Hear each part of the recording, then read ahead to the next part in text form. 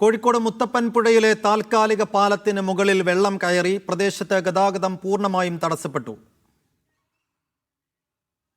K T. Vibeesh വിശദാംശങ്ങളുമായി. വിബീഷ്, ഇതിപ്പോൾ മലവെള്ളപ്പാച്ചിലോ മറ്റും ഉണ്ടായതുകൊണ്ടാണോ പാലത്തിന് മുകളിലേക്ക് വെള്ളം കയറിയത്? പ്രദേശവാസികൾക്ക് ജാഗ്രതാ നിർദ്ദേശമടക്കം നൽകിയിട്ടുണ്ടോ? എന്താണ് സ്ഥിതി?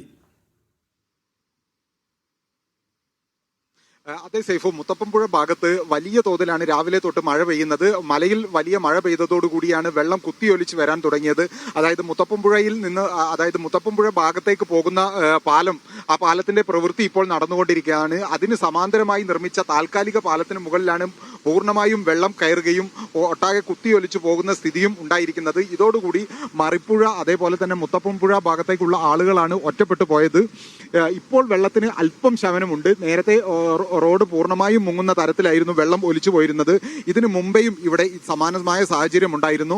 അന്ന് ഇവിടെ വീണ്ടും കോൺക്രീറ്റ് നടത്തിയാണ് താൽക്കാലികമായി വീണ്ടും സംവിധാനം ഒരുക്കിയത്. പാലത്തിന്റെ പണി തൊട്ടടുത്ത് തന്നെ പുരോഗമിക്കുകയാണ്. ഇതോടുകൂടി തുരങ്കപാത നിർമ്മാണ പ്രദേശത്തേക്ക് അടക്കം പോകുന്ന ആളുകൾ, ആ ഭാഗത്തേക്കുള്ള ആളുകൾ അടക്കമാണ് പ്രയാസത്തിലായത്. ഇപ്പോൾ ഇതാ ഇവിടെ നമുക്ക് തന്നെ ദൃശ്യങ്ങളിൽ കാണാം, ഒരു കാറ് വന്ന് ഇതാ ഒലിച്ചുപോയ, അതായത് റോഡ് ഒലിച്ചുപോയ ഭാഗത്തെ ഒരു കുഴിയിൽ കുടുങ്ങിയ കാഴ്ചയാണ് നമ്മളിപ്പോൾ കണ്ടുകൊണ്ടിരിക്കുന്നത്.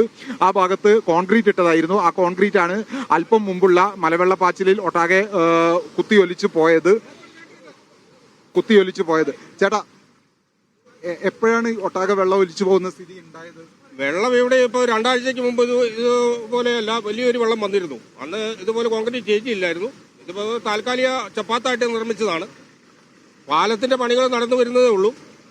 അതോടെ ആകപ്പാടെയുള്ള ഒരു വഴിയാണിത്. മുത്തപ്പൻപുഴ, ആനക്കാമ്പൂരിൽ, മറപ്പുഴ, കുണ്ടന്തോട്, നമ്മുടെ തുരങ്കപാതയൊക്കെ ആയിട്ട് ബന്ധിപ്പിക്കുന്ന ഒരൊറ്റ പാതയാണിത്.